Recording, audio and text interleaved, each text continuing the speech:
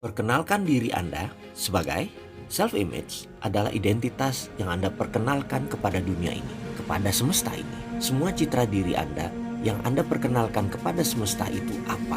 Itulah pilihan sadar Anda, bukan orang lain yang menempelkan citra itu, tetapi Anda sendiri yang memperkenalkannya. Apa jadinya jika alam semesta mengenali Anda sebagai pribadi dengan identitas? Saya selalu gagal, saya selalu ditolak, saya tidak pernah bahagia, saya tidak menarik, saya pecundang, saya selalu kalah dalam persaingan, saya ditakdirkan hidup susah, saya sudah mulai tua hingga saya mulai sakit-sakitan. Maka servo mekanisme akan bekerja sesuai dengan arahan tersebut untuk mewujudkannya. Ingat, kita semua memiliki automatic guidance system. Ini yang akan menggunakan peta panduan untuk mencapai tujuannya. Peta panduan ini adalah self-image kita sendiri. Dapatkah self-image diubah? Tentu saja dapat dengan syarat Anda tahu masalah Anda. Kalau tidak dipastikan sulit. Ini tidak semudah membalik tangan kalau tidak mengerti caranya. Anda membutuhkan pemahaman yang benar, pengenalan diri yang tepat, metodologi yang sesuai, serta semangat yang terjaga atau persistensi untuk merubah sesuatu yang telah melekat untuk menjadi sesuatu yang berbeda. Seberapa Anda kenal Anda? Itu pertanyaan berikutnya jika perubahan Anda putuskan dan Anda ambil untuk berubah segera. Selanjutnya, pilihan tetap ada pada pihak Anda. Sekali lagi, pertanyaan berikutnya, apakah Anda perlu merubah self-image atau justru mempertahankannya karena semua dalam kehidupan Anda sudah oke? Kalau terseok-seok, kalau bingung, kalau sakit, kalau pedih, kalau banyak masalah, seberapa lama Anda mau pegang hidup seperti itu? Ubahlah segera. Anda adalah apa yang Anda. Istilah self-image dipopulerkan oleh Dr. Maxwell pada tahun 60-an melalui konsep psycho-cybernetic. Dr. Maxwell Maltz adalah menyoroti soal psikologi citra diri. Ia bukan seorang psikolog atau psikiater, melainkan seorang ahli bedah plastik kosmetik yang banyak menangani klien bedah plastik wajah. Dr. Maxwell mengamati bahwa kasus utama dari klien-klien yang ditanganinya pada umumnya bukan persoalan wajah, akan tetapi justru persoalan citra diri. Sehingga operasi wajah seringkali tidak dapat serta-merta merubah citra diri seseorang. Untuk merubah citra diri dibutuhkan operasi psikologis. Secara sederhana, self-image dapat dimaknai sebagai cara kita memandang diri kita sendiri atau siapakah kita sebenarnya menurut penilaian kita. Dan penilaian ini jauh di dalam pikiran bawah sadar. Bahkan kita hanya dapat merasakannya secara samar-samar atau bahkan tidak menyadari sama sekali. Penilaian ini sudah mencapai tingkat unconscious competence. Bahkan mungkin sudah mencapai tingkat belief atau lebih jauh lagi sudah mencapai tingkat identity. Kita akan mengurai satu-satu pelajaran self-image, belief, dan identity ini. Kita mulai dari self-image yang dimulai dengan satu pertanyaan kemakmuran. Kita awali dengan pertanyaan, apakah Anda termasuk orang yang selalu beruntung dalam hal kemakmuran? Lalu Anda jawab, iya, tetapi jauh di dalam diri Anda, saya maksud untuk menemukan jawaban sesungguhnya. Inilah yang disebut self-image. Jawaban iya yang saya cari dan yang saya maksud adalah jawaban Anda sesungguhnya yang di bawah pikiran. Bukan jawaban iya yang di logika semata. Sebagai catatan, self-image dianggap sebagai selubung yang melingkupi diri kita, di mana selubung itu akan mematahkan seluruh pikiran atau ide yang tidak sejalan. Sebaliknya, self-image akan meloloskan yang dianggap sejalan. Sekali lagi, ini bukan masalah benar salah dalam value kehidupan, tapi cocok atau tidak cocok dengan citra diri pilihan Anda tersebut.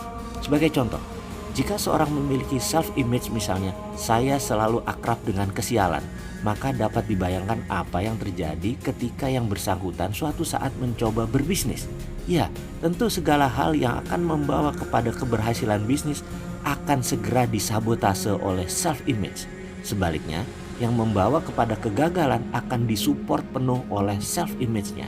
Self-image merupakan resultan dari berbagai hal dalam diri kita, mulai dari pengalaman empiris, pengalaman induktif, pemahaman, penalaran, dan lain sebagainya.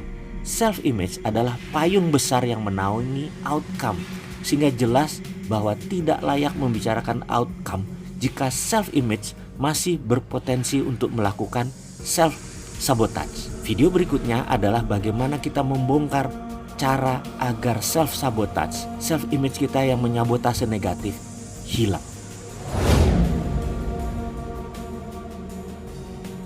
Nature versus nurture. Ayah, ini orang kaya kenapa seleranya aneh-aneh banget? Itu adalah komentar Fatur di minggu sore kemarin ketika mobil kami disusul oleh sebuah Maserati berwarna ungu bunglon. Sekilas ungu, sekilas hijau, gak jelas deh warnanya. Kesannya norak pastinya. Mobil berharga 9 digit dengan selera warna-warni seperti ini kesannya nggak nyambung, sehingga wajar Fatur berkomentar seperti itu. Belum selesai sampai di situ karena tak lama mobil kami disusul lagi oleh mobil Porsche Cabriolet warna abu-abu monyet. Kali ini warnanya oke, hanya dengan Cabriolet open cup tersebut yang mengendarai seorang paruh baya pakai baju kotak-kotak kayak checker flag dan topi baret dimiringkan. Saya melihatnya tersentak karena sore itu mataharinya panas membara. Dia buka kap mobil dan bagi orang paruh baya begini jalan ngebut sore-sore matahari terik kayak gini kelihatannya nggak pas. Ini menurut saya. Sekarang saya yang komentar. Mas Fatur, gaya hidup hedonis, pamer barang mewah memang enak dilakukan orang-orang waktu muda. Kalau sudah agak tua atau sudah tua baru hedonis, pamer harta dan materialis, dilihatnya nggak enak. Belum lagi nanti ketika pulang naik mobil keren Porsche Cabriolet sampai rumah badannya bau balsem karena masuk angin terus dikerokin. Saya pun tergelak berdua dengan Fatur dan dalam hati saya minta maaf kepada orang yang saya omongin tersebut. Jujur, saya nggak tahan untuk nggak nyeletuk komentar. Bayangin aja, ada ex pejabat umur 60 tahunan jalan di hari Minggu pakai Harley Davidson. Rasanya begitu sampai rumah nggak lama badannya ditempel koyo cabe semua, masuk angin. Itu celutukan saya berikutnya ke Fatur yang dibalas sama Fatur. Ah ayah ini jangan-jangan ayah ini sirik, pengennya juga pakai kabriolet pamer-pamer terus dilihat orang, dikomentarin orang, jadi seru kan? Dilihatnya nggak enak, iya kan ya? Kata Fatur sambil ngakak. Ketawain saya sekarang. Yang dilanjutkan dengan kalimat, ya kita berhenti sebentar ke warung yuk. Ngapain Tur? Saya tanya balik. Beli koyo cabe ya? Terus ditulis iri, sirik, terus taruh di jidat ayah supaya sadar rasanya tuh panas banget. Kami berdua ngakak dengan komentar tersebut. Enggak lah Tur, ngapain sirikin orang yang punya kabriolet? Karena punya kabriolet bukan selera ayah. Dan tahu nggak mas, sirik sama materi itu jelek-jelek masuk kategori prosperity conscious alias kesadaran kaya. Itu adalah cara saya membela diri, mencari pembenaran. Fatur mantuk-mantuk kepalanya dan berkata, ya selera orang kaya itu aneh-aneh banget ya. Fatur bicara gak serius dan menurunkan nada bicaranya. Saya jawab, enggak mas Fatur, bukan selera mereka aneh. Mereka memang aneh dari awal, mereka memang beda atau aneh. Karena itu mereka kaya, bukan karena kaya mereka aneh. Karena aneh mereka jadi kaya. Kalau mereka biasa-biasa saja, mereka masuk kelompok orang kebanyakan. Ya jadinya jadi orang biasa juga. Pemikirannya pasti nyeleneh, pasti out of the box. Itu erat hubungannya dengan perilaku masa pertumbuhan, yaitu waktu umur 1 sampai 12 tahun. Masa itu kalau dididik dengan banyak dilarang, orang tuanya banyak ngatur, harus seperti yang lain, mengikuti pemahaman kebanyakan, ya jadinya seperti orang kebanyakan, jadi orang rata-rata. Ini adalah berita yang tidak menyenangkan. Ternyata sukses itu karena dua hal, cetakan dari kecil atau keadaan ketika tumbuh kembang. Saya pun bercerita tentang sahabat saya, seorang anak yatim karena ayahnya pelaut meninggalkan dirinya dan ibunya sejak usia 2 tahun. Ibunya orang Thailand dan harus hidup keras di Surabaya. Suatu hari dia dapat beasiswa di sebuah kampus di Surabaya. Dia pun tinggal di asrama kampus, di mana setiap malam sang ibu menyelinap masuk tidur dengannya. Ibunya tidur di kasur,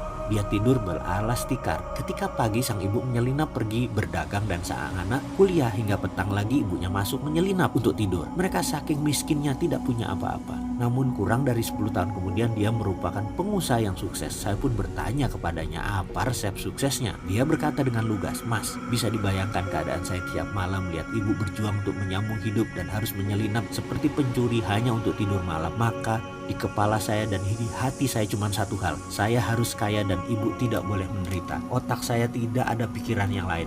Kuliah dipercepat, gak sempat mikir yang lain. Mau pacaran, mau ngobrol, berpolitik, berorganisasi, apapun gak ada. Saya pengen ibu gak susah. Maka semua yang saya tarik dalam hidup saya adalah materi agar ibu bisa hidup layak. Dan terbukti, semua datang dan dalam 10 tahun semua tercapai. Dialog ini adalah dialog saya 10 tahun yang lalu. Cerita itu yang saya ceritakan ke Fatur bahwa orang kaya memang aneh dari awal cara berpikirnya, bertindak dan pengambilan keputusannya. Mereka memang beda dari sononya. Menjadi beda, jangan takut, jangan ragu. Beda itu ada yang karena keadaan atau by nature, ada yang karena bimbingan, by nurture. Jadi hargai perbedaan.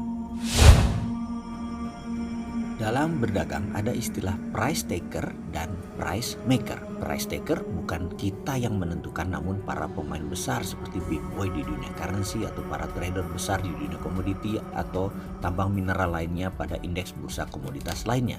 Di sisi lain, price maker adalah kita yang menentukan sendiri harga produk kita yang kita buat.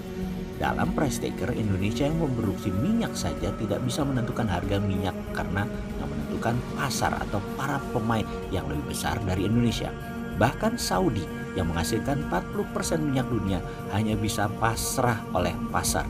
Siapa itu pasar? Nanti kita akan bicara di sesi tersendiri.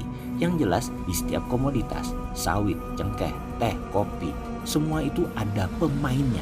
Pemainnya lah yang menentukan harga yang diklaim dengan nama pasar. Jadi orang awam hanya mengatakan pasar, padahal ini terencana, terdesain, terstruktur, terkendali.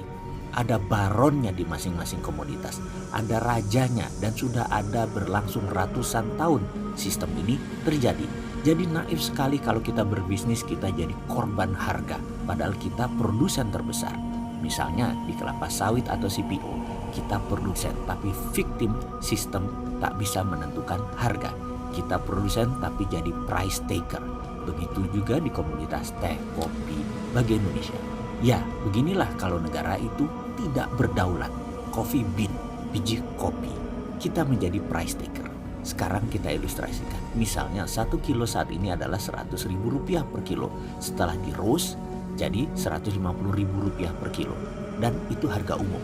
Kita hanya bisa untung 10-20% jika kita petani.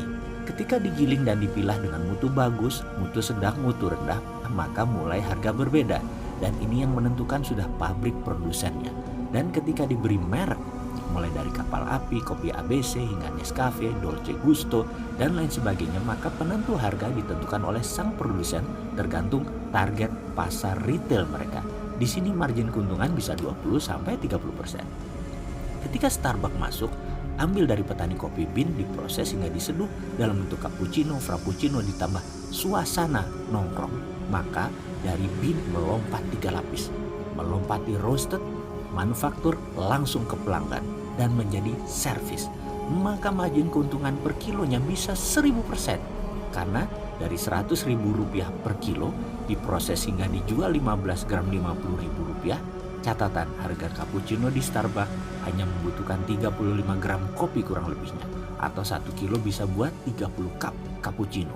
Ini adalah price maker strategi, di mana strategi bisnis tadi menentukan harga premium dari sebuah kopi atau maksimum potensial dari sebuah komoditas kopi.